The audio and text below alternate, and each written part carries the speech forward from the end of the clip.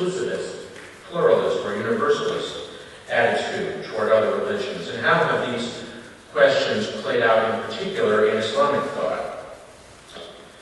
In my view, it's scarcely possible to find examples of conflict and war based on exclusively religious reasons.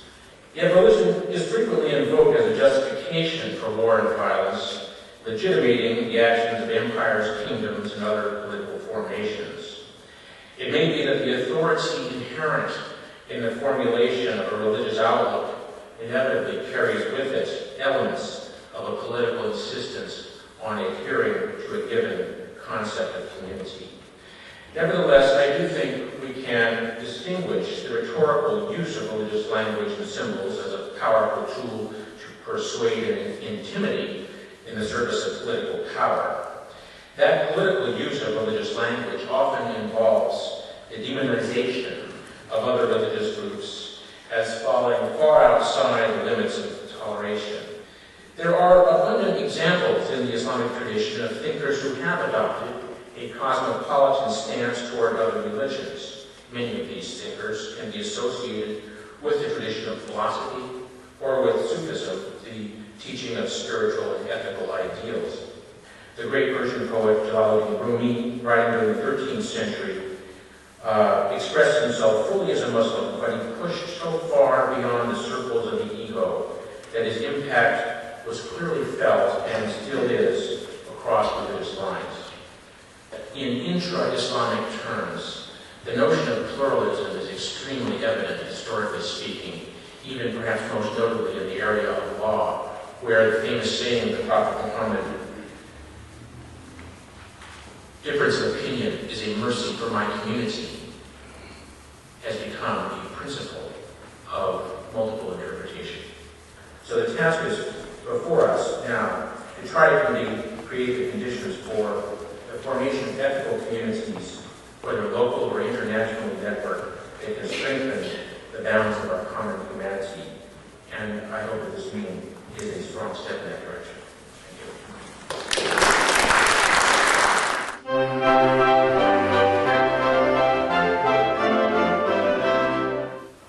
The major property of the postmodern identity, according to them, is that it does not exist.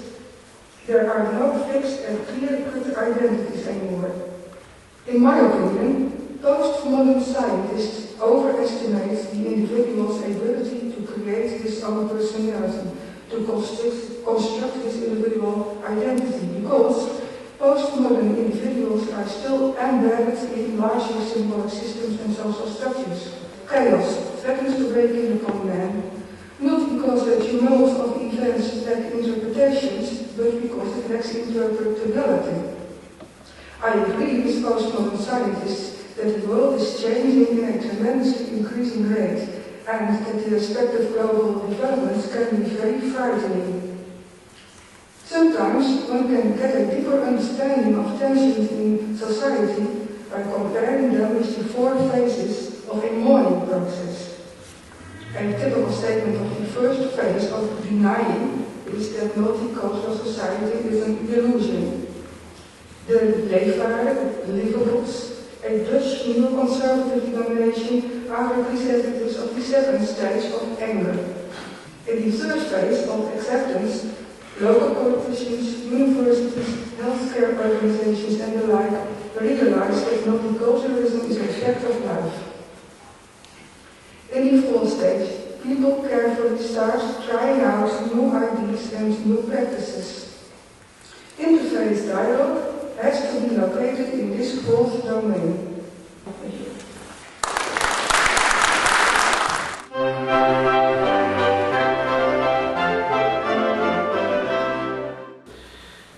So from the very beginning, the ministry was not alone. There were quite a few organizations outside the ministry who also pushed for more attention within our development policies for religion and development. Both the ministry and the NGOs carried out a series of case studies on the role of faith-based peace-building organizations. And already last year, the Criminal Institute submitted to the ministry a general mapping study. And that study clearly showed the potential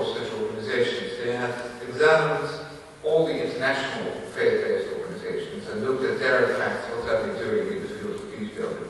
They concluded that the activities of faith-based peace-building actors include a wide range. They include advocacy, they include education, interfaith and interfaith dialogue, mediation, observation, and transitional justice. But it's quite remarkable to see that religious, faith-based organizations have an impact also on peace building when religion is no issue at all. On the strengths, they noticed that strong faith-based motivation is a plus. There is also very often a long-term commitment. If you look at politics, if you look at international politics, when we're faced with a conflict, what we're aiming at is a peace agreement. And then you have the highlights in the press, and everybody's happy. Of course, what's important is what happens after the peace agreement. And that's, we find, very often the focus of secular peace builders or governments, maybe less long-term than the focus of faith-based organizations. They also have very often a very long-term presence on the ground. When our, let's say, peacekeeping forces have already left the area, the faith-based organizations are still there. Unlike governments, faith-based organizations are able to create a transcendental atmosphere, as I said before, which is conducive to personal engagement and breakthroughs in the processes of reconciliation and healing. So, perhaps contrary to the general tone of the debate, also in the Netherlands, I will be quite optimistic. We definitely need the faith-based organizations and any NGO who's interested to get engaged. So we're quite happy also with the Jubilo initiative, and we hope that this will be a success. Thank you.